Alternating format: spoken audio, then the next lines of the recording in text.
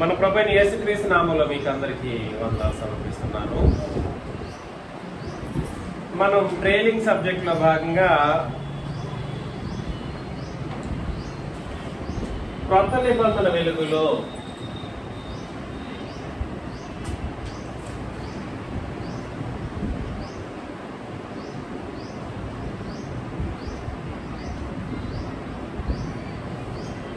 ధర్మశాస్త్రము, క్రొత్త నిబంధన వెలుగులో ధర్మశాస్త్రం, ఈ సబ్జెక్ట్ని మనం ఇది 3వ పార్ట్.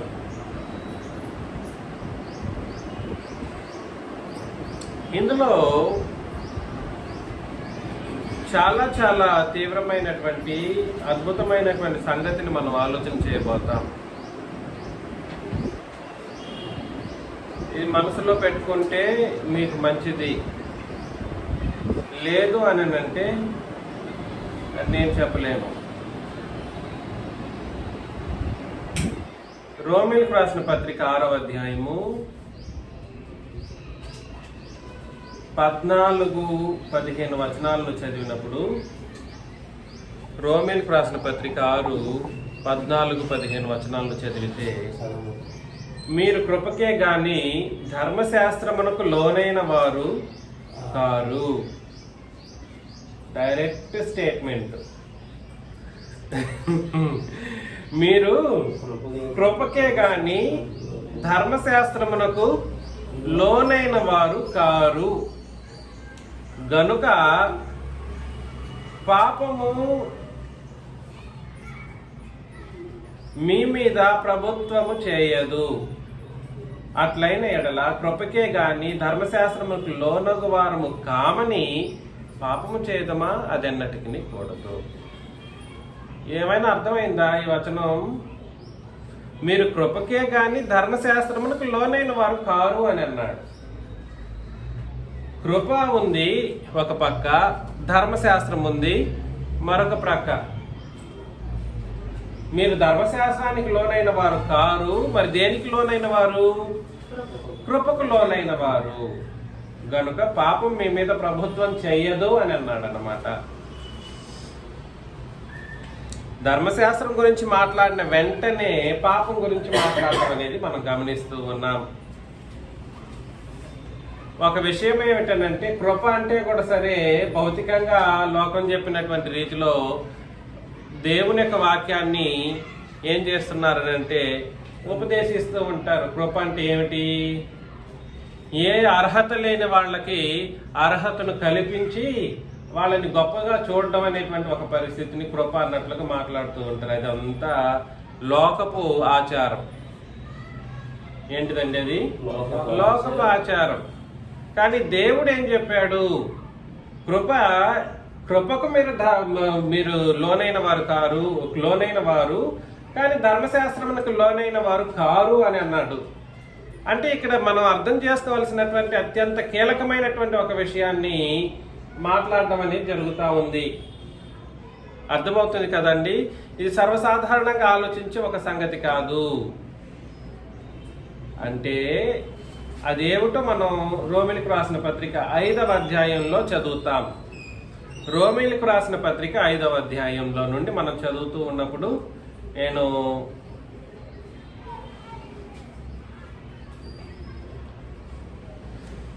మొదటి వచనం నుండి, కాబట్టి విశ్వాస మూలమున మనం నీతిమంతులముగా తీర్చబడి మన ప్రభు అయిన యేసుక్రీస్తు ద్వారా దేవునితో సమాధానము కలిగి ఉందాము. విశ్వాస మూలమున మనము నీతిమంతులముగా తీర్చబడి మన ప్రభు అయిన యేసుక్రీస్తు ద్వారా దేవునితో సమాధానము కలిగి ఉందాము. విశ్వాస మూలమున నీతి, తద్వారా దేవునితోనూ క్రీస్తుతోనే వస్తుంది సమాధానము అని అన్నాడు. దేవునితోనూ యేసుక్రీస్తు ద్వారా దేవునితో ఏమొస్తుంది? సమాధానం. ఈ మాటలు చెప్పాడు చూడండి. ఒకటేమో విశ్వాసం అని అన్నాడు. ఏమిటది? విశ్వాసం ద్వారా ఏం కలగాలి? నీతి కలగాలి. విశ్వాసం ద్వారా నీతిమంతులముగా తీర్చబడి మనం యేసుక్రీస్తు ద్వారా దేవునితో సమాధానం.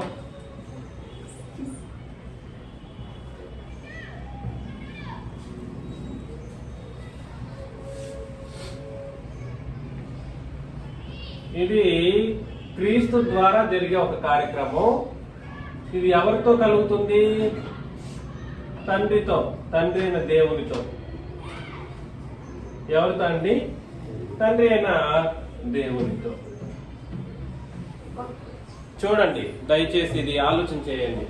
క్రీస్తు ద్వారా విశ్వాసము, నీతి, సమాధానం అనేటువంటి 3 ముఖ్యమైనటువంటి మాటలు.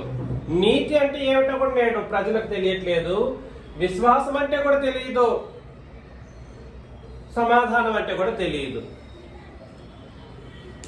సరే, 2వ వచనంలో, మరియు ఆయన ద్వారా మనము విశ్వాసం వలన కృపయందు ప్రవేశము కలిగిన వారమై. దేని యందు?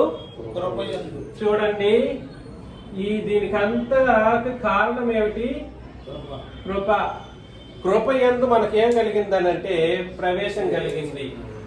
మనం విశ్వాసం ఉంచితే, నీతి ఉంచితే, అదేవిధంగా సమాధానం మనం తండ్రితో కలిగి ఉండడం అనేటువంటిది క్రీస్తు ద్వారా జరిగేటువంటి ఒక కార్యక్రమం. ఇటు ఈయన నుండి, ఇటు ఈయనను బట్టి జరిగినటువంటిదే కృప. అర్థమవుతుంది నేను చెప్పేది? కృపయందు ప్రవేశం జరిగింది.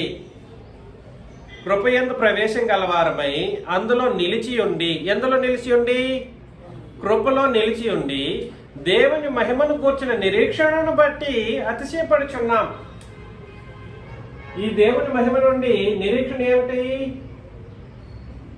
పరలోకం. నిరీక్షణ ఏమిటి? పరలోకం. ఈ నిరీక్షణను కూర్చున్నటువంటి సంగతి ఏదైతే ఉందో, దీనిని నాకు పరలోకం ఉంది అనేటువంటి ఒక ఆలోచన విధానాన్ని అతిశయంగా చెప్పగలుగుతున్నాం. కానీ నేటి పరిస్థితులను ఆలోచన చేసినప్పుడు చిన్న చిన్న విషయాలకు కూడా సరి మనం గొప్పగా ఆలోచనలో ఉండాలి. మన ఆలోచన, అబ్బా నేను పరలోకానికి సిద్ధమైన వ్యక్తిని. ఎక్కడికి? నేను పరలోకమునకు సిద్ధమైనటువంటి వ్యక్తిని. నేను సాక్షాత్తు దేవుడితోనే సమాధానం కలిగినటువంటి వ్యక్తిని. ఎవరితో సమాధానము? సాక్షాత్తు దేవుడితో సమాధానం. అంటే అర్థం ఏమిటి? ఒక చిన్న చిన్న ఉద్యోగస్తులు గొప్పగా ఉద్యోగస్తులు చేసే వాళ్ళతోనే నాతో ఫ్రెండ్షిప్ ఉందంటే అంత గొప్పగా ఫీల్ అవుతారు. కాబట్టి కొంతమంది ఏం చేస్తారంటే, అంతటి వాళ్ళతో నాకు ఫ్రెండ్షిప్ ఉంది కాబట్టి ఏమనుకుంటారు, నేను ఏమైనా వదులుకుంటాను అన్నట్లుగా కూడా ఉంటారు కొంతమంది.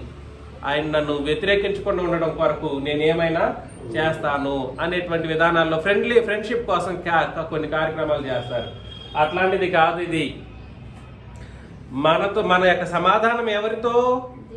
సాక్షాత్తు తండ్రి అయిన దేవునితో సమాధానం. దానికి కారణం ఎవరు? క్రీస్తు. అసలు పాపులైనటువంటి మనల్ని తీసుకెళ్లి అత్యంత పరిశుద్ధుడైనటువంటి క్రీస్తు, అత్యంత పరిశుద్ధుడైనటువంటి ఈ తండ్రితో సమాధాన స్థితిని కల్పించబడ్డం ఉందే, దాన్ని ఏమంటారంటే, దానికి కావాల్సింది ఏమిటంటే, 1 విశ్వాసం కావాలి, 2 నీతి కావాలి. దానికి కావాల్సింది 2, 1 విశ్వాసము, 2 నీతి. ఎంతటి కరడు కట్టినటువంటి పాపినైనా కూడా సరే దేవునితోనే నీకు సమాధానాన్ని కల్పించగలిగేంత ఒక పరిస్థితిని క్రీస్తు మనకు భూమి మీదనే అనుగ్రహించాడు. ఇది సాదాసీదా విషయం కాదు. నిరీక్షణను పెట్టేశాడు. పరలోకం నీకుంది, కానీ ఈ పరలోకాన్ని నేను పరలోకానికి వెళ్ళేంత గొప్పవాడినా అనంటే అంత గొప్పతనం మనలో లేకుండా పోతూ ఉంది. ఎంత గొప్పతనం! గొప్పగా ఆలోచించే విధి విధానాలు కనబడట్లేదు.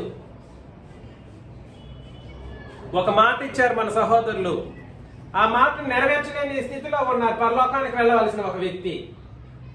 ఎట్లాగా?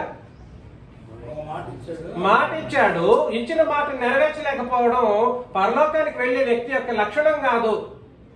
మరి ఎలా అలాంటి వాళ్ళు నేను పరలోకానికి వెళ్తానని అతిశయించగలడు?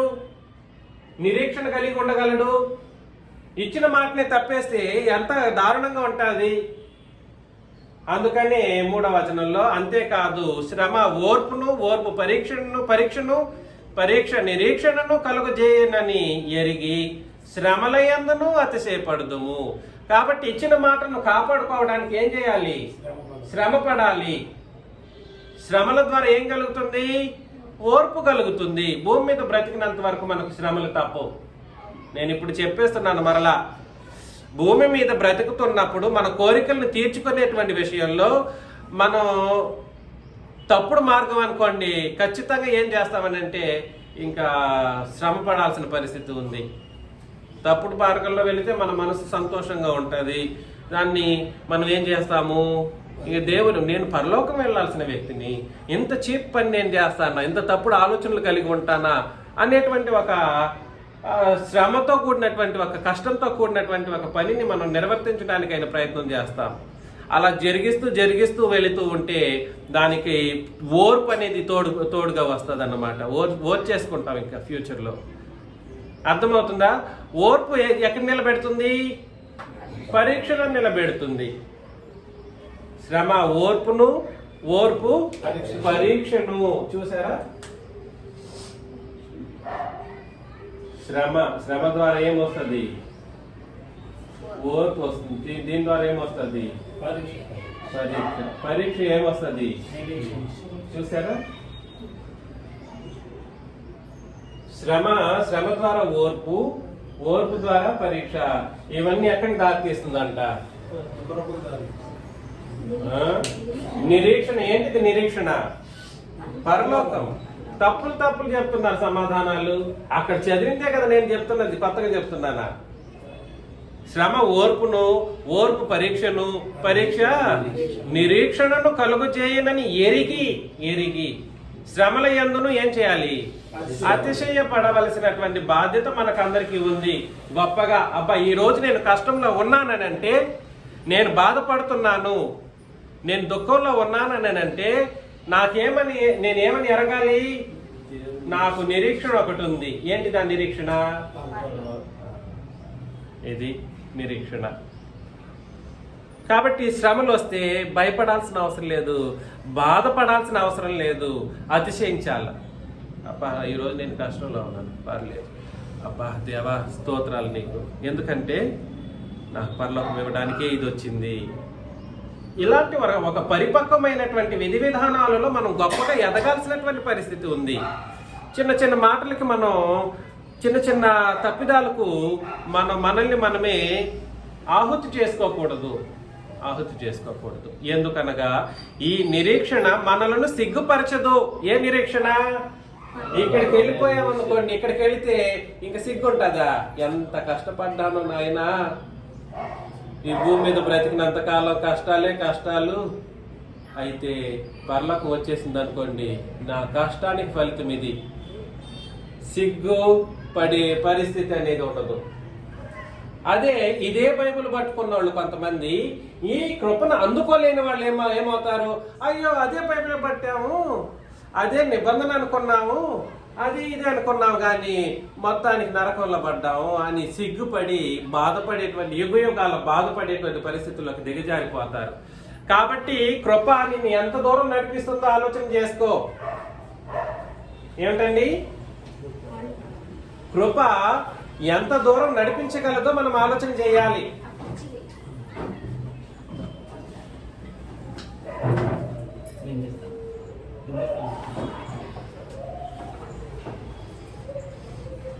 ఫ్యాన్ వేసుకోండి, అక్కడ వేసుకోండి ఫ్యాన్.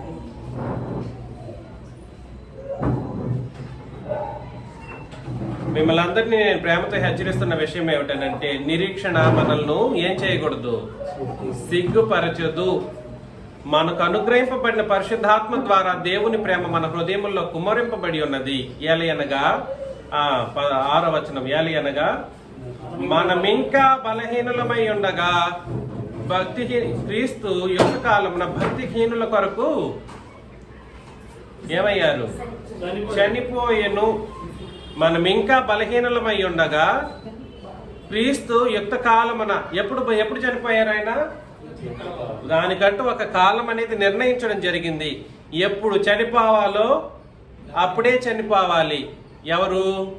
యేసు ప్రభు. ఎప్పుడు చనిపోవాలో అప్పుడే చనిపోవాలి. యుక్త కాలమున భక్తిహీనుల కొరకు ఆయన ఏమయ్యారు? చనిపోయారు. యుక్త కాలమున భక్తిహీనుల కొరకు చనిపోయారు. నీతిమంతుల కొరకు ఒకడు సహితం ఒకడు చనిపోవట అరుదు, మంచి వాని కొరకు ఎవడైనా ఒకవేళ తెగింపవచ్చును. అయితే దేవుడు మన ఎడల తన ప్రేమను వెల్లడిపరుచుచున్నాడు. ఎట్లనగా మనం ఇంకను పాపులమై ఉండగానే క్రీస్తు మన కొరకు చనిపోయేను అని అన్నాడు. కాబట్టి ఆయన రక్తము వలన ఇప్పుడు నీతిమంతులుగా తీర్చబడి మరింత నిశ్చయముగా ఆయన ద్వారా ఉగ్రత నుండి ఎవరి రక్తం ద్వారా? ఇప్పుడు చూడండి, దీని అన్నిటికీ కారణం క్రీస్తు అని అన్నాడు. క్రీస్తు అంటే ఎలా క్రీస్తు? అది ఆయన రక్తం మూలంగా. అది ఎలాగండి? అది క్రీస్తు ద్వారా అని అన్నాడు. క్రీస్తు ద్వారా అని అన్నంత మాత్రాన ఆయన ఎట్లా వచ్చాడు? మత్తయి మార్కులో యోహానుల్లో బ్రతికినట్లు కాదు.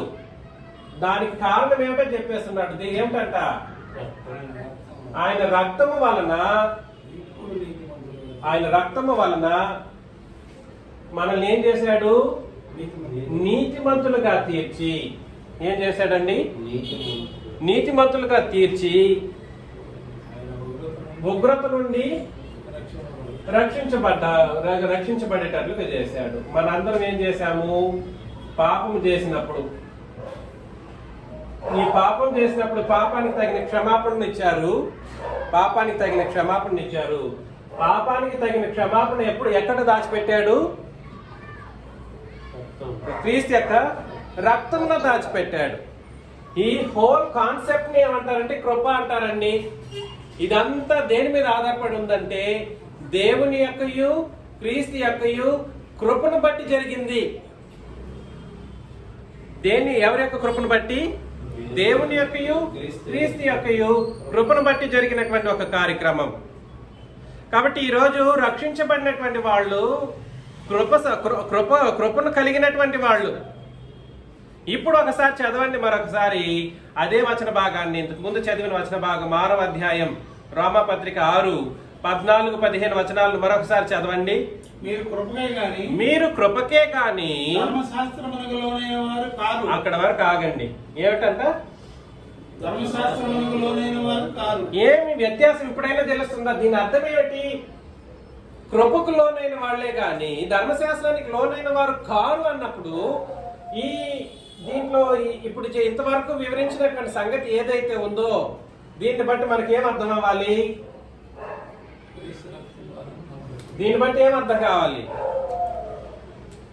కృపకే గాని ధర్మశాస్త్రములకు లోనైన వారు కారు అన్నప్పుడు నీ విశ్వాసానికి ధర్మశాస్త్ర సంబంధం ఉండొచ్చా? ఉండకూడదు. నీతికి ధర్మశాస్త్రానికి సంబంధం ఉందా? ఉండకూడదు. సమాధాన స్థితి, తండ్రితో సమాధాన స్థితిని కలిగించింది రక్తమే, క్రీస్తు రక్తమే తప్ప ధర్మశాస్త్రము కాదు. పాప క్షమాపణ అనేది లేదా రక్షించడం అనేటువంటి ఒక కార్యక్రమం ఏదైతే ఉందో అది క్రీస్తు యొక్క రక్తం ద్వారా కలగాల్సిన కార్యక్రమమే తప్ప దానికి సంబంధించి ధర్మశాస్త్రాన్ని ముడిపెట్టడం అనేది అత్యంత తప్పుడు కార్యక్రమం. నేను చెప్పే విషయాలు దయచేసి గ్రహించడానికి ప్రయత్నం చేయండి. చాలా తీవ్రమైనటువంటి ఒక సంగతి. కృపకు లోనైన వాళ్లే తప్ప ధర్మశాస్త్రమునకు లోనైన వారు కారు. అంటే అర్థం ఏమిటి? ధర్మశాస్త్రంలో కూడా విశ్వాస సంబంధమైన కార్యక్రమాలు ఉన్నాయి. ధర్మశాస్త్రం అంటే ఏమిటి? పాత నిబంధన. ధర్మశాస్త్రంలో కూడా నీతి ఉంది. ధర్మశాస్త్రం ద్వారా కూడా తండ్రి దేవునితో సమాధాన స్థితి బలులు అర్పించినప్పుడు ఆ బలులని వెళ్ళి ఏం చేసేవాళ్ళు? బలిపీఠం మీద మంట పెట్టేవాళ్ళు. దాన్ని ఆ కొవ్వుని ఇవన్నీ వేసి మంట పెట్టినప్పుడు ఆ వాసన దేవుడు ఆగ్రహించి సమాధానంగా వెళ్ళిపోయేవాడు. అర్థమవుతుందా? అది ధర్మశాస్త్ర కార్యక్రమంలో జరిగినటువంటి ఒక కార్యక్రమం. అది ఇప్పటికీ ఉందా? ధర్మశాస్త్రంలో జరిగించే కార్యక్రమాలు ఇప్పటికీ చెల్లుబాటులో ఉందా? ఇప్పటికీ చెల్లుబాటులో లేదు. యేసుక్రీస్తు ఆయన మరణించడం ద్వారా, ఆయన చనిపోవడం ద్వారా, మన భక్తిహీనులముగాను పాపులముగాను ఉన్నప్పుడు ఆయన చనిపోవడం ద్వారా ఈ కృప ప్రత్యక్షమైంది. ఈ కృప ప్రత్యక్షమై నాయన నన్ను విశ్వసించు, నేను నిన్నేం చేస్తాను? నీతిమంతునిగా తీరుస్తాను. తద్వారా ఏం కలుగుతుంది? నీకు తండ్రి దేవునితో సమాధాన స్థితి కలుగుతుంది. తద్వారా ఏం కలుగుతుంది? శ్రమలు వస్తాయి, ఓర్పు వస్తాయి, అదేవిధంగా పరీక్ష వస్తుంది. ఇవన్నీ నిన్ను ఎక్కడికి తీసుకెళ్తాయి? పరలోకానికి తీసుకెళ్తాయి అన్నటువంటి సత్యాన్ని కృప బోధిస్తూ ఉందన్నమాట, చెబుతూ ఉంది. దీన్ని కృప అంటారు. కృప అంటే ఏమిటంటే ఇప్పుడు అర్థం చేసుకోండి, పాపులముగా ఉన్నప్పుడే మనం ఏమీ చేయలేని స్థితిలో మనం ఉన్నప్పుడే మనం కేవలం ఆయన యందు విశ్వాసం ఉంచడం ద్వారా మనకు రక్షణను, నీతిని, దేవునితో సమాధాన స్థితిని ఇచ్చిన ఒక కార్యక్రమాన్ని ఏమంటారంటే కృప అంటారు. ఏమంటారు? కృప అంటారు. దీన్ని దేనికి ముడిపెట్టడానికి అవకాశం లేదు. ఈ హోల్ సెటప్ ని ఎక్కడికి ముడిపెట్టకూడదు? పాత నిబంధనకు లేదా ధర్మశాస్త్రానికి ముడిపెట్టకూడదు. కాబట్టే చెప్పాడు, మీరు కృపకే లోనైన వాళ్ళు తప్ప ధర్మశాస్త్రమునకు లోనైన వారు కారు. ఈరోజు ఈ రెండు నిబంధనలను కలిపి బోధించబడటం ద్వారా విశ్వాసము, రెండు నిబంధనలు కలిపి బోధించడం ద్వారా నీతి, రెండు నిబంధనలు కలిపి మేము రక్షించబడ్డామన్నటువంటి ఒక భ్రమ, ఇవన్నీ ఎక్కడికి దారి తీస్తుంది? ఇక్కడికి దారి తీస్తుందా? అక్కడికి దారి తీయదు, ఉగ్రతకు దారి తీస్తుంది. ఎక్కడికి దారి తీస్తుంది? ఉగ్రతకు దారి తీస్తుంది. రోమాపత్రిక 4:13, 14, 15, 16 వచనాలు. రోమాపత్రిక 4వ అధ్యాయం 13 నుండి 16 వచనాలను చదివినప్పుడు, అతడు లోకమునకు వారసుడునను వాగ్దానము అబ్రహామునకు అయినను అతని సంతానమునకైనను ధర్మశాస్త్రం మూలముగా కలుగలేదు గాని విశ్వాసం వలన నీతి మూలముగానే. అప్పుడు పితరుల యుగంలో కూడా సరే,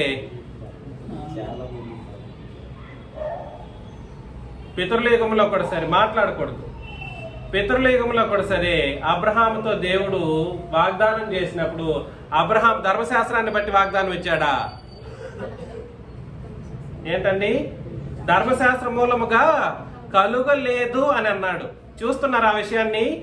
ధర్మశాస్త్ర మూలముగా కలుగలేదు గాని విశ్వాసము వలనైన నీతి మూలముగానే కలిగెను. ధర్మశాస్త్ర సంబంధులు వారసులైన ఎడల విశ్వాసం ఏమైపోతుందంట? దేనికి వారసులు? తండ్రికి వారసులు లేదా పరలోకానికి వారసులు.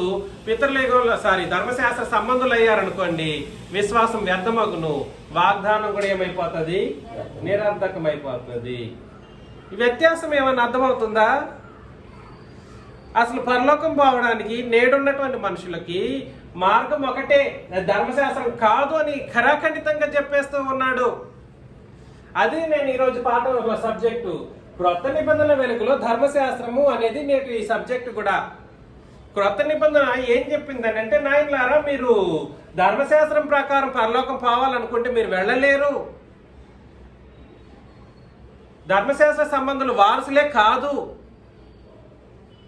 ఒకవేళ వారసులైతే ఏమైపోతారు? విశ్వాసం వ్యర్థమగును, పరలోకం ఇస్తాననే వాగ్దానం ఏమైతుంది? నిరర్ధకమైపోతుంది. ఎందుకో చెప్పేశాడు 15వ వచనంలో. ఎందుకంట? ఇది చెప్తే ఒప్పుకుంటారా? ధర్మశాస్త్రం ఏం పుట్టించింది? పుట్టించును అంటే అర్థం ఏమిటనంటే అది ఎల్లప్పుడూ కూడా జరగగలదు. ఈ రోజు ధర్మశాస్త్రాన్ని, పాత నిబంధనలు పాటించడానికి ఆయన ప్రయత్నం చాలా మంది చేస్తూ ఉన్నారు. అంటే కీర్తనల గ్రంథంలోకి వెళతారు, అంటే సామెతల గ్రంథంలోకి వెళతారు, ఇంకెక్కడెక్కడో వెళ్ళి ధాన్యాల గ్రంథానికి అక్కడికి వెళ్ళేసి ఏదేదో బోధ చేసేస్తూ ఉన్నారన్నమాట. ధర్మశాస్త్రం దేనిని పుట్టించును?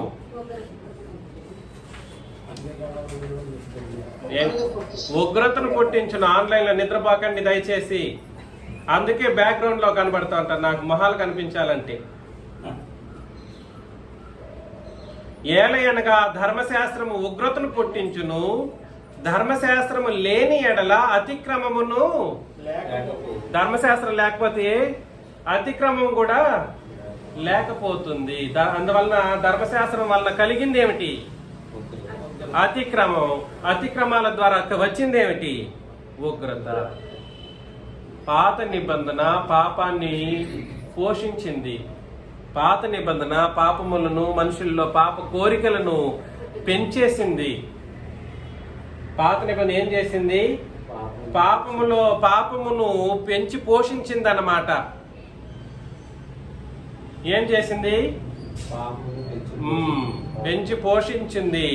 అతిక్రమమును విస్తరింపచేసింది. అతిక్రమాన్ని ఏం చేసింది?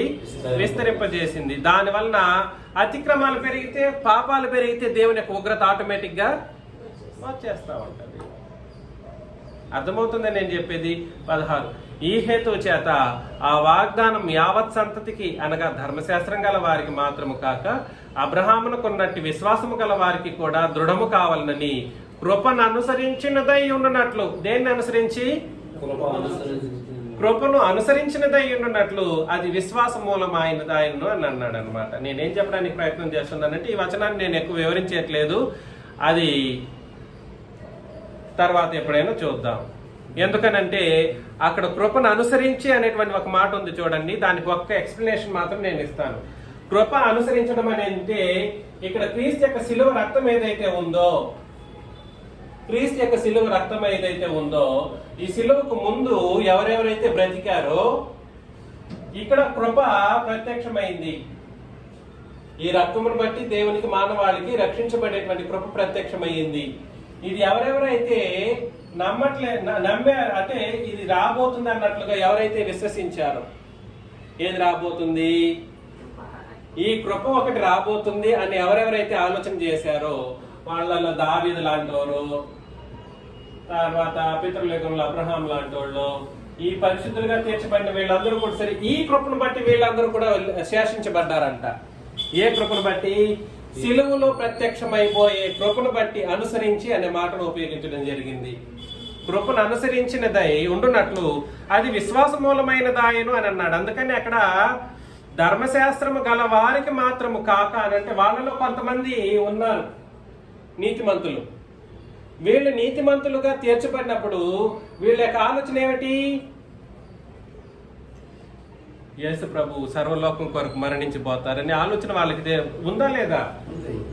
ఉంది. 1 పేతురు 1 అధ్యాయం 10-11 వచనాలు చదివినప్పుడు, 1 పేతురు 1 అధ్యాయం 10-11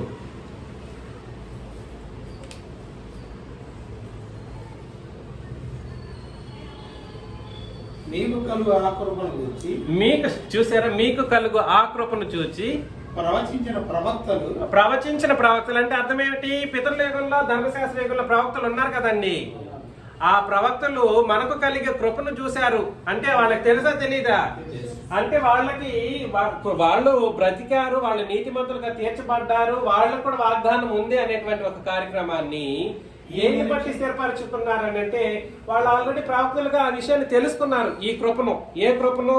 సిలువలో సర్వ పాపములు, సర్వలోక పాపములు కృపను బట్టి క్షమించబడబోతాయి.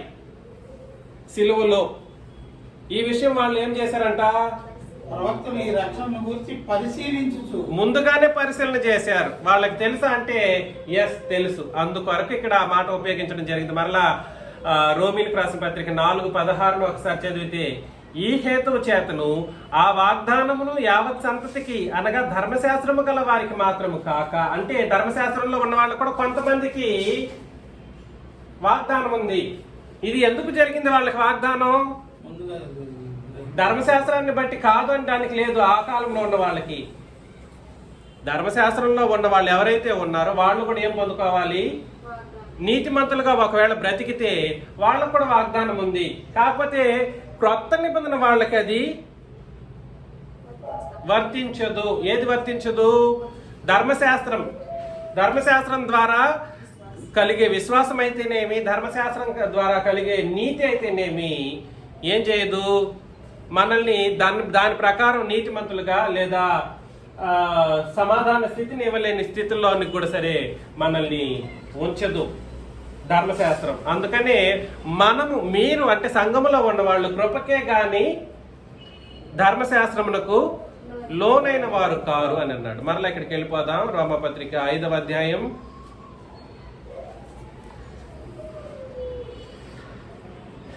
'ఇది జస్ట్ ఇన్ఫర్మేషన్ మాత్రమే ఇక్కడ చెప్పింది, దానికి వివరణే ఈ 5వ అధ్యాయంలో మొత్తం చెప్పేస్తూ ఉంటాడు. మొదటి వచనంలో మరొకసారి చదువుతాం. కాబట్టి విశ్వాస మూలమున మనం నీతిమంతులుగా తీర్చబడి మన ప్రభుని యేసుక్రీస్తు ద్వారా దేవునితో సమాధానం కలిగి ఉందన్నాడు. కాబట్టి క్రీస్తు ద్వారా విశ్వాసం ఉంచాలి. తద్వారా ఏం కలుగుతుంది? విశ్వాస మూలమున మనకు ఏం కలుగుతుంది? నీతిమంతులంగా తీర్చబడి అంటే నీతి. తద్వారా ఏం కలుగుతుంది? యేసుక్రీస్తు ద్వారా దేవునితో సమాధానము కలిగి ఉంటాం అనే విషయాన్ని మాట్లాడాడు. అదే అక్కడ రాసింది. మరలా ఇప్పుడు అది ఎలా జరిగిందో చెప్తున్నాడు అన్నమాట. 9 మరొకసారి. కాబట్టి ఆయన రక్తం వలన ఇప్పుడు నీతిమంతులుగా తీర్చబడి. కాబట్టి ఈ రోజు ఎవరైనా నీతిమంతులుగా తీర్చబడ్డానికి ఉన్న ప్రమాణం ఏమిటి? What is the standard for anybody to become righteous? ఏమిటి స్టాండర్డ్? క్రీస్తు రక్తం. ఆయన రక్తం వలన ఇప్పుడు నీతిమంతులుగా తీర్చబడి మరింత నిశ్చయముగా ఆయన ద్వారా ఉగ్రత నుండి ధర్మశాస్త్రం ఏం చేస్తుందంట? ఉగ్రతను పుట్టించునని ఇప్పుడు ఇంతకు ముందే చదివారు. ధర్మశాస్త్రం ఏం చేస్తుంది? ఉగ్రతను పుట్టిస్తుంది. క్రీస్తు రక్తం అయితే ఏం చేస్తుంది? ఉగ్రత నుండి. తేడా అర్థమవుతుందా? ఈ విషయం ఇశ్రాయేలీలకు తెలిసి ఉంటే మొదట్లోనే మాకు ధర్మశాస్త్రాన్ని ఎందుకు ఇచ్చారో తీసేసి క్రొత్త నిబంధన ఇచ్చేవాళ్ళు కదా అని అనుకునేవాళ్ళు. కానీ ఇప్పటికీ కూడా సరే వాళ్ళ యొక్క ఆలోచన విధానాలు క్రొత్త నిబంధన వైపు తిరగనే లేదు. ఇప్పటికీ కూడా ఈవెన్ టుడే అర్థమవుతుంది నేను చెప్తున్నది. దయచేసి నెక్స్ట్ వచనంలో. అంతేకాదు మన ప్రభు అయిన యేసుక్రీస్తు ద్వారా మనము దేవుని యందు అతిశయపడుచున్నాం. ఆయన ద్వారానే మనం ఇప్పుడు సమాధాన స్థితి పొంది ఉన్నాం. కాబట్టి ఆయన ద్వారా అంటే అర్థమేమిటి? ఇక్కడ ఆయన ద్వారా అంటే అర్థమేమిటి?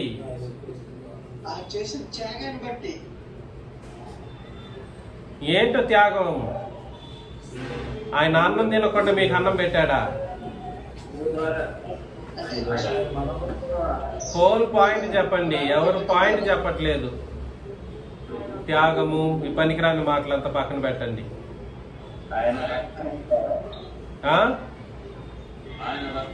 కరెక్ట్. ఆయన రక్తము, ఆ మాట చెప్పండి. ఆయన ద్వారా అంటే ఆయన ద్వారా డైరెక్ట్ గా చెప్పడానికి లేదు. ఎందుకంటే ఆయన ద్వారా అన్నప్పుడు పితరుల ధర్మశాస్త్ర యుగంలో కూడా సరే, ఆయన భూమి మీద బ్రతికినప్పుడు కూడా సరే ఆయన ద్వారా అనే అవకాశం ఉంది. అంటే భూమి మీద ఆయన బతికాడు కదా 33.5 సంవత్సరాల కాలం. తద్వారా కాదు ఆయన ద్వారా అంటే, ఆయన రక్తము ద్వారా అని అర్థం అన్నమాట. ఏందో త్యాగము అది ఇది అని అంటూ ఉంటారు. మాటలు వాడకండి దయచేసి, ఎవడెవడో వాడిన మాటలు. ఇక్కడ 12 ఇట్లుండగా ఒక మనుష్యుని ద్వారా పాపమును. ఎవరు ఒక మనుషుడు? ఆదాము. ఎవరు? ఒక మనుషుని ద్వారా పాపమును, పాపము ద్వారా మరణము లోకములో ఎలాగూ ప్రవేశించెనో అలాగే మనుషులందరూ పాపము చేసినందున మరణము అందరికీ సంప్రాప్తమాయెను. ఏ మరణం ఇది? జీవము తొలగించబడిన స్థితిలోని మరణం. మనిషి ఎన్ని భాగాలు? 3 భాగాలు. ఆత్మ, శరీరము, జీవం. శరీరాన్ని నడిపించేది ఆత్మ, ఆత్మను నడిపించేది జీవం. శరీరాన్ని నడిపించేది ఆత్మ, ఆత్మను నడిపించేది జీవం. మానవులు పాపం చేసినప్పుడు వాళ్ళలో నుండి ఏం తొలగించబడుతుంది? జీవం అనేది తొలగించబడుతుంది. అందుకని పాపానికి మరొక పేరేమిటి? పాపానికి మరొక పేరేమిటి? నిర్జీవ క్రియ అని అంటారు. పాపానికి మరొక పేరేమిటి? నిర్జీవ క్రియ. అంటే అది ఏం చేస్తుంది? ఆత్మలోని జీవాన్ని తొలగించేస్తుంది, చనిపోజేస్తుంది. దానికోసమే ఈ మాటను అక్కడ ఉపయోగించడం జరిగింది.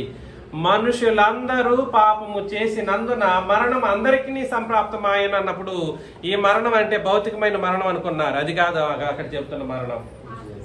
ఇది ఆత్మ సంబంధమైన మరణం. ఆత్మలోనున్న జీవం వెళ్ళిపోయేటువంటి ఒక స్థితి. ఆ మరణం గురించి ఇక్కడ మాట్లాడడం జరిగింది.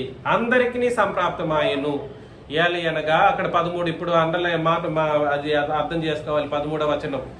ధర్మశాస్త్రము వచ్చిన కనుక పాపము లోకములో ఉండెను, కానీ ధర్మశాస్త్రము లేనప్పుడు పాపము ఏంటంట? ధర్మశాస్త్రం వచ్చింది కానీ పాపం ఏం చేసింది? ఇశ్రాయేలీలకు పాత నిబంధన ఇవ్వబడినప్పుడు పాపాన్ని ఏమైనా ధర్మశాస్త్రం తొలగించేసిందా వాళ్ళలో నుండి? ఈ సత్యం ఆ రోజు చెప్పబడలేదు. క్రొత్త నిబంధన చెప్పింది, ఏమని చెప్పింది? నాయనలారా, ధర్మశాస్త్రం ఉన్నంత కాలం వాళ్ళందరూ చేసింది ఏమి, ఒరిగింది ఏమీ లేకపోయింది. వాళ్ళు చేసిందంతా కూడా పాపమే, వృధా కాదు. అక్కడ చెప్పింది చదవండి శేషు గారు. పాపము చేసినందున మరణము అందరికీ సంప్రాప్తమాయెను. ఏలైనగా ధర్మశాస్త్రం వచ్చిన కనుక పాపము లోకంలో ఉండెను గాని ధర్మశాస్త్రం లేనప్పుడు పాపము ఆరోపింపబడదు. కాబట్టి ధర్మశాస్త్రం వచ్చినప్పటికీ ఈ లోకంలో ఏముంది? పాపము ఉండింది. అదేమి మానవుల్లో ఉన్న పాపాన్ని తొలగించలేదు సంపూర్ణంగా. ఈరోజు పాపాన్ని పోగొట్టడం కొరకు మనుషులందరూ ఆశ్రయించవలసిన ఏకైక మార్గం ఏమిటి? క్రీస్తు శిలువ రక్తం. ఏంటిది? ధర్మశాస్త్రం కాదు. ఆనాడు అది ఉన్నప్పుడే అది ఏం చేయలేకపోయింది? అది చెల్లుబాటులో ఉన్నప్పుడు ఏం చేయలేకపోయింది? పాపాన్ని తొలగించలేకపోయింది మానవ జాతిలో. ఏంటి ఇంత కష్టపడుతున్నారా మీరు అర్థం చేసుకోవడానికి? నెక్స్ట్ వచనంలో, ఆయనను ఆదాము చేసిన అతిక్రమమును పోలి పాపము చేయని వారి మీద కూడా ఆదాము మొదలుకొని మోషే వరకు, ఎక్కడి నుండి ఎక్కడి వరకు? ఆదాము అంటే ప్రారంభం నుండి, మోషే వరకు అంటే పితరుల యుగంలో ముగింపు వరకు. మోషే వరకు ఏం చేసింది? మరణం ఏలిను. ఆదాము రాబోవానికి గుర్తయి ఉండెను. ఎవరు ఆ రాబో? ఆయన యేసు ప్రభు. ఆయనకి ఏమై ఉన్నాడు? గుర్తుగా ఉన్నాడు. ఏమిటి గుర్తు? ఆదాము ద్వారా పాపం వస్తే ఆ పాపానికి ముగింపు ఎవరు పలుకుతారు? యేసు ప్రభు. అలా గుర్తు. ఆయనలాగా ఆదాంలాగా ఈయన చేస్తాడని కాదు. అర్థమవుతుందా నేను చెప్పింది? అయితే అపరాధము కలిగినట్లు కృపావరము కలుగలేదు. కృపావరం అనే మాట అక్కడ ఉపయోగించడం జరిగింది. అపరాధాలు కలిగినట్లు కృపావరము కలగలేదు. ధర్మశాస్త్రం వల్ల ఏం జరిగిందో చెప్పేస్తున్నాడు నెక్స్ట్ వచనంలో. కంటిన్యూ చదివితే, ఎట్లనగా ఒకని అపరాధముల వలన అనేకులు చనిపోయిన ఎడల మరి ఎక్కువగా దేవుని కృపయు యేసుక్రీస్తును ఒక మనుషుని కృపచేతనైన దానమును అనేకులకు. చూసారా? కాబట్టి కృపలో ఏమేమంతా దాగి ఉందో ఆలోచన చేయండి. కృపలో ఏం దాగి ఉంది? కృపలో విశ్వాసం దాగి ఉంది. కృపలో నీతిమంతులుగా తీర్చబడి రక్షించబడేటువంటి ఒక అద్భుతమైనటువంటి కార్యక్రమం ఉంది. కనీసం పాపం ద్వారా నరకానికి వెళ్ళవలసినటువంటి న్యాయబద్ధమైన ఒక శిక్షను కూడా సరే తప్పించుకునేటువంటి ఒక మార్గాన్ని కృప చూపించింది నేడు. కాబట్టి కృప ఎంత గొప్పదో. కృప అంటే ఏదో చెప్పేయడం కాదు. కృప అంటే ఏమిటంటే క్రొత్త నిబంధనలో, లేదా కృప అనగానేమిటి అని అంటే, కృప అనగానేమిటి? ఇప్పుడు కృప అనగానేమిటి? మరొకసారి చదవండి 16. పాపము చేసిన ఒకని వలన 15. అయితే అపరాధము కలిగినట్లు ఏం కలగలేదు? కృపావరము కలుగలేదు. ఎట్లనగా ఒకని అపరాధము వలన అనేకులు చనిపోయిన ఎడల మరి ఎక్కువగా దేవుని కృపయు. ఒకని అపరాధం వలన ఏం కలిగింది? మానవాళికి మరణం వచ్చింది. ఒకని యొక్క పాపం వలన, అపరాధం వల్ల ఏమొచ్చింది? అనేకులు చనిపోయారు. అయితే మరి ఎక్కువగా దేవుని కృపయు యేసుక్రీస్తుని ఒక మనుషుని కృపచేతనైన దానమును అనేకులకు విస్తరించెను. అంటే యేసుక్రీస్తు యొక్క శిలువలో ఏం జరిగిందనంటే, కృప అనేది దానముగా కృపచేతనైన దానముగా అనుగ్రహించబడినటువంటి ఒక అద్భుత కార్యక్రమం జరిగిపోయింది. 16. పాపం చేసిన ఒకని వలన శిక్షావిధి కలిగినట్టు ఆ దానం కలగలేదు. ఏలయనగా తీర్పు ఒక్క అపరాధం మూలముగా వచ్చినదే శిక్షావిధికి కారణమాయను. కృపావరమైతే అనేకమైన అపరాధముల మూలమున వచ్చినదై మనుషులు నీతిమంతులుగా తీర్చబడుటకు. ఏమైనా అర్థమవుతుందో? చాలా డీప్ అది. 17 సింప్లిఫై చేస్తున్నాడు. మరణం ఒకని అపరాధ మూలంలో వచ్చినదై ఆ ఒకని ద్వారానే ఏలిన ఎడల కృపా బాహుళ్యమును నీతి దానమును పొందువారు జీవము గలవారై మరి నిశ్చయముగా యేసుక్రీస్తుని ఒకని ద్వారానే ఏలుదురు. కాబట్టి తీర్పు ఒక అపరాధం మూలమున వచ్చినదై మనుషులందరికీ శిక్షావిధి కలుగుటకు ఎలాగో కారణమైనో అలాగే ఒక్క పుణ్యకార్యం వలన, ఏంటిది ఒక్క పుణ్యకార్యం? క్రీస్తు శిలువ మరణం ద్వారా కృపాదానం మనుషులకు అందరికీ జీవప్రదమైన నీతిని విధించుటకు కారణమాయను. నేను నీతిమంతునండి, నేను నీతిమంతునిగా తీర్చబడ్డానండి, నేను రక్షించబడ్డాను అనేటువంటి వాళ్ళకి ప్రామాణికం ఒకటి చెబుతున్నాడు ఇక్కడ. ఏమిటి ప్రామాణికం? శిలువ రక్తము ప్రామాణికం. ధర్మశాస్త్రం ఎంత మాత్రం కాదు. ధర్మశాస్త్రం ఎంత మాత్రం. నెక్స్ట్ వచనంలో 19లో ఏలయనగా ఒకని అవిధేయత వలన అనేకులు పాపులుగా ఎలాగూ చేయబడ్డరో అలాగే విధేయత వలన అనేకులు నీతిమంతులుగా చేయబడుతురు. మరియు అపరాధం విస్తరించినట్లు ధర్మశాస్త్రం ఏం చేసింది? అండర్లైన్ చేసుకోవాలి. ధర్మశాస్త్రము ఏం చేసింది?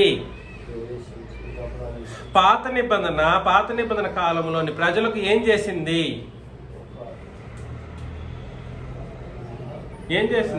అపరాధము విస్తరింపజేసింది. పాపాలు పెంచేసే కోణంలోనే ధర్మశాస్త్రము పనిచేసింది. ఉగ్రతను పుట్టించింది. మనుషులందరి చావుకి కారణమయ్యింది. ధర్మశాస్త్రాన్ని సరైనటువంటి విధి విధానాల్లో జరిగించుంటే లోకమంతా కూడా సరే దాని ప్రకారం రక్షించబడేటువంటి ఒక అద్భుత కార్యక్రమం జరిగిపోయి ఉండేది. కానీ అది అలా జరగలేదు. మరి జరిగింది ఏమిటి? అపరాధము విస్తరించినట్లు ధర్మశాస్త్రము ప్రవేశించెను. అయినను పాపము మరణమును ఆధారం చేసుకుని ఎలాగో ఏలినో అలాగే నిత్య జీవం కలుగుటకై నీతి ద్వారా కృపయు మన ప్రభువైన యేసుక్రీస్తు మూలమున ఏలు నిమిత్తం పాపం ఎక్కడ విస్తరించెనో కృప అపరిమితముగా విస్తరించెను అన్నప్పుడు ఎప్పుడు విస్తరించింది కృప? మొదటి శతాబ్ద కాలంలో అపోస్తులు బ్రతికినప్పుడు విస్తరించింది. ఎంతెంత మంది పాపులుగా తీర్చబడ్డారో ఆ పాపుల కాలంలో ఉన్న పాపులుగా జీవిస్తున్నటువంటి పరిస్థితుల్లో సహితం కృప సిలువలో ప్రత్యక్షమై నీ పాపమునకు పరిహారం నేనే అని కృప ఉపదేశించింది. అందుకనే క్రొత్త నిబంధనకు మరొక పేరేమిటి? క్రొత్త నిబంధనకు మరొక పేరేమిటి?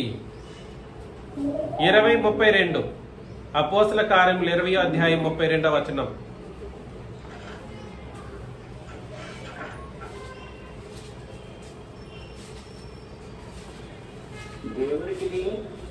ఇప్పుడు అన్నాడు. ఇప్పుడు చదవండి ఆ మాట. దేవునికి నన్ను డైరెక్ట్గా వెళ్ళిపోతారేంటి?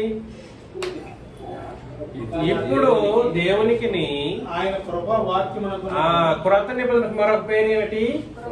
కృపావాక్యము. ధర్మశాస్త్రానికి మరొక పేరేమిటి? ఉగ్రత వాక్యం. ధర్మశాస్త్రానికి మరొక పేరేమిటి? ఉగ్రతను పుట్టించే లేఖన భాగాలు అవి. ఆ పాత నిబంధన ఏ మనిషిని నీతిమంతునిగా తీర్చదు.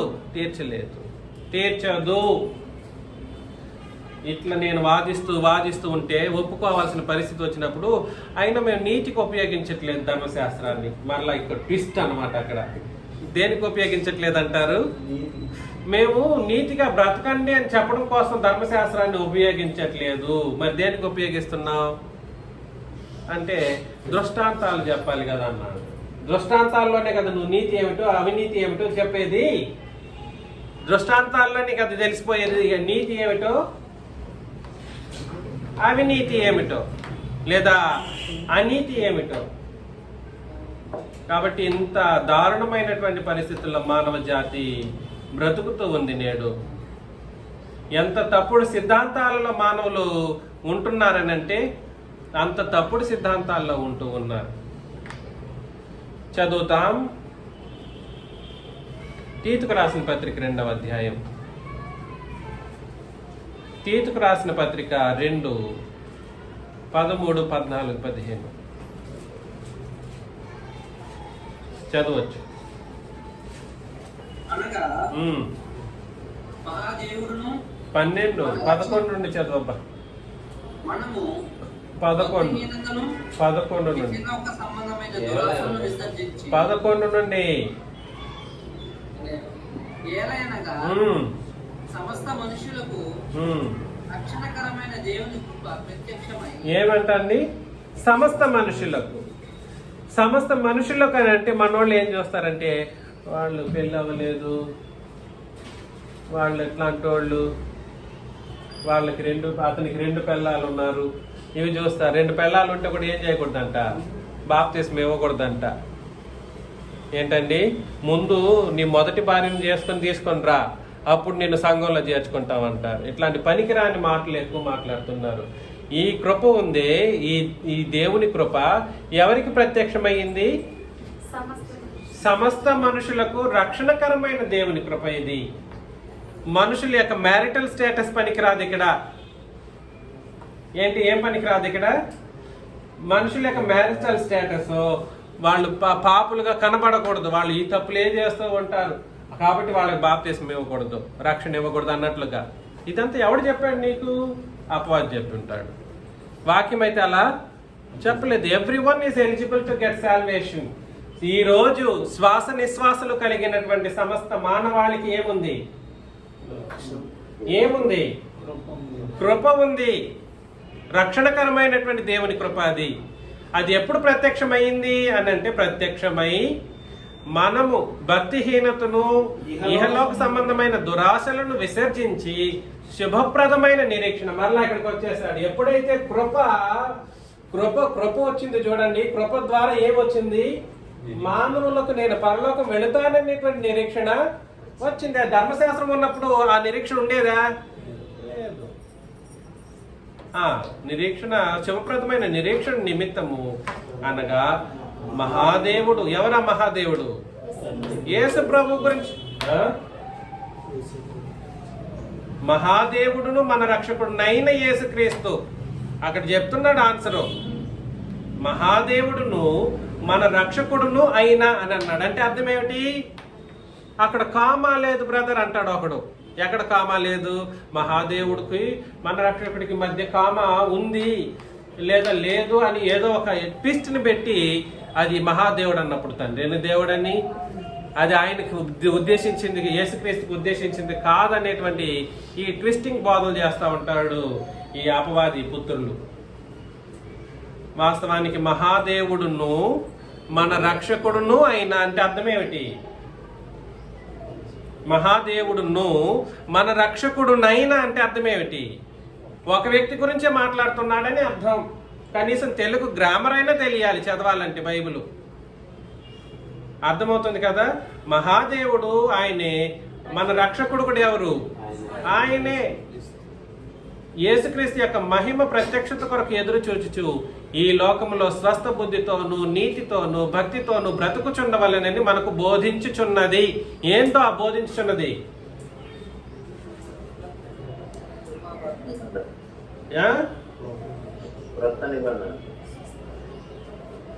ఏంటిది? బోధించుచున్నది ఏమిటి?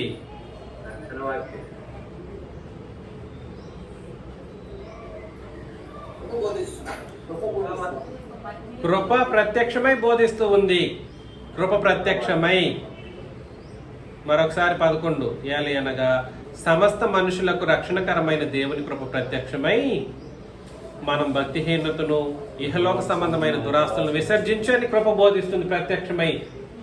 అదేవిధంగా శుభప్రదమైన నిరీక్షణ కలిగి ఉండని బోధిస్తూ ఉంది. అదేవిధంగా మహాదేవుడు రాబోతాడు, ఆయన మహిమ యొక్క ప్రత్యక్షతను ఎదురుచూడు అని కృప బోధిస్తూ ఉంది. అదే విధముగా ఈ లోకంలో నువ్వు బ్రతికినంత కాలం ఎలా బ్రతకాలి? స్వస్థ బుద్ధితోను, నీతితోను, భక్తితోను బ్రతుకుతూ ఉండు అని కృప బోధిస్తూ ఉంది. కాబట్టి కృప బోధ అన్న కృప వాక్యం అన్న రెండు ఒకటే. కృప బోధ ఈజ్ ఈక్వల్ టు కృపా వాక్యం, which is in turn equal to the new testament, which is in turn equal to the blood of Christ. క్రీస్తు యొక్క రక్తమే క్రొత్త నిబంధన. ఆ క్రొత్త నిబంధనే కృపావాక్యం. ఆ కృపావాక్యమే కృప చేయు కృప చేయు బోధ. చూడండి, ఈ కృప ప్రత్యక్షమయ్యింది. రాబోయే ఆయన ఎలా వస్తాడంట? మహాదేవుడిగా రాబోతాడు. ఆయన ఎవరు ఎలా వస్తాడు? మహాదేవుడిగా రాబోతాడు. కాబట్టి చూడండి, కృప యొక్క ప్రత్యక్షత సిలువలో ప్రత్యక్షమై ఏమి పలికిందో చెప్పేస్తున్నాడు. చదువుతాం. ఏం చెప్పింది? భక్తిహీనత, ఇహలోక సంబంధమైన దురాశల్ని ఏం చేయాలి? విసర్జించి.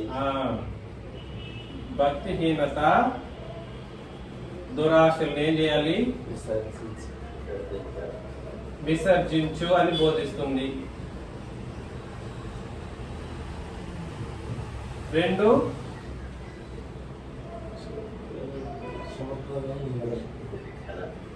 ఈ లోకములో బ్రతికినప్పుడు ఎలా బ్రతకాలి? చదవండి. ఎలా బ్రతకాలి? స్వస్థ బుద్ధి, తర్వాత నీతితో బ్రతకాలి, తర్వాత భక్తితో బ్రతుకుచుండు. నీతితో భక్తితోనూ బ్రతుకుచుండు అని బోధిస్తూ ఉంది. ఇది ఇలాంటి బ్రతుకు బ్రతికేటప్పుడు ఎలాంటి ఎదురు చూపు ఉండాలంట? ఎలాంటి బ్రతుకు? శుభప్రదమైన నిరీక్షణతో,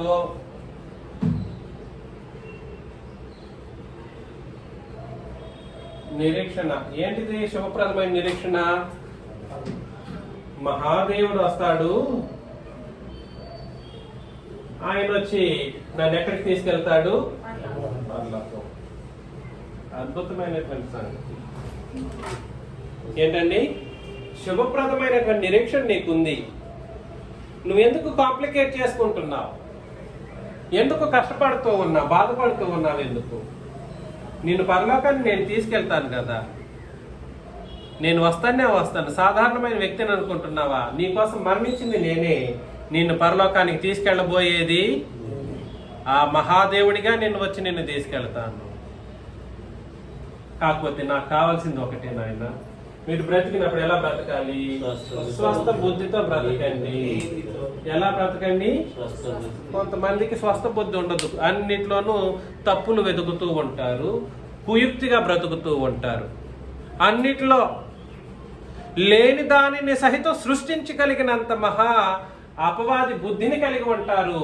వాళ్ళలో స్వస్థ బుద్ధి కనబడదు. కాబట్టి ఎంత తక్కువగా మాట్లాడుకుంటే అంత తక్కువ మంచిది. నేను మాటల్లోనే ఇది కనిపెట్టేస్తూ ఉంటాను.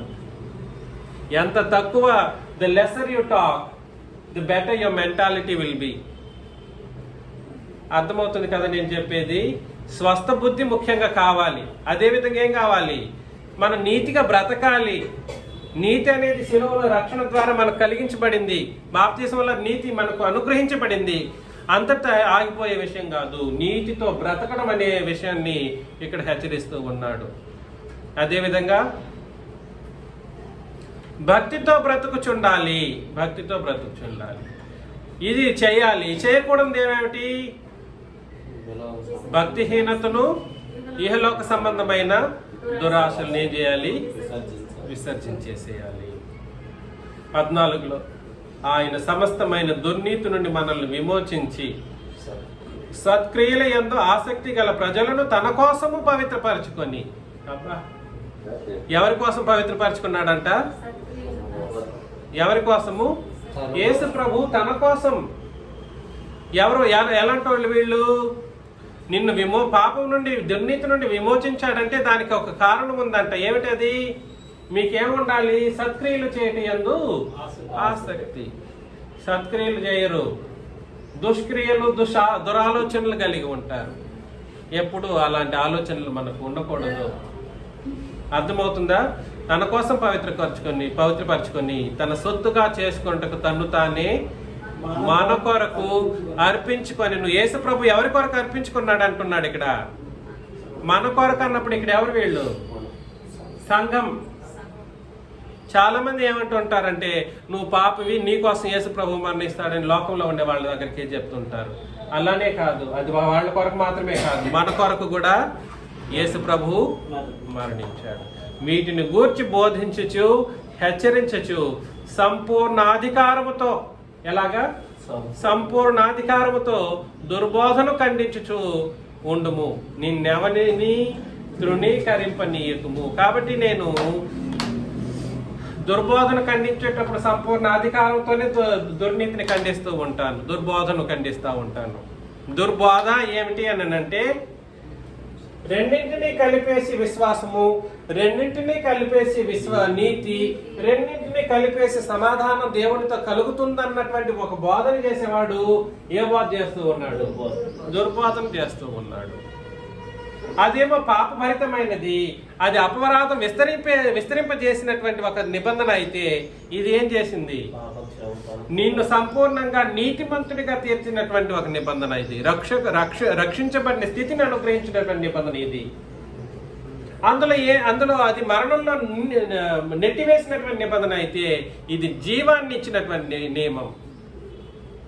అదేమో మరణము, పాపం ద్వారా మరణము, అది మరణంలో నెట్టివేస్తే మనల్ని జీవంతో పెంచి పోషించేంత గొప్పది మన నిబంధన, క్రొత్త నిబంధన.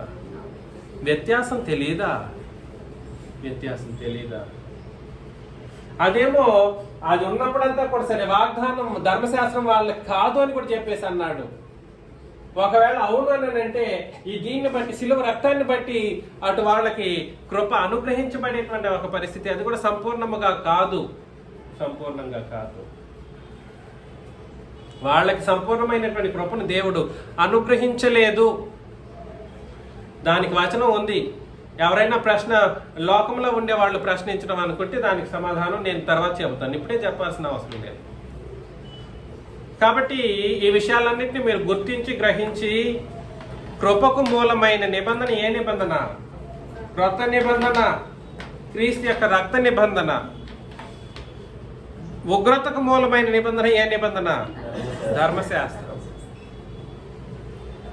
నరకానికి మూలమైన నిబంధన ఏ నిబంధన? ఇప్పుడు ధర్మశాస్త్రం. అది నిరీక్షణ అనబడినటువంటి పరలోకానికి మూలమైన నిబంధన ఏ నిబంధన? క్రొత్త నిబంధన. కొంచెం కాంప్లికేటెడ్గా ఉన్నప్పటికీ ఒకటికి 100 సార్లు వినండి, మీకేమి ఇది కాదు, పరలోకానికి నడిపించే విషయం కాబట్టి. I will put it in the YouTube, you keep on listening to it. ఖచ్చితంగా రెగ్యులర్గా ఈ విషయాన్ని వింటేనే తప్ప అర్థం కాదు. మీకు అందరికీ క్రీస్తు యేసు నామములో వందనాలు.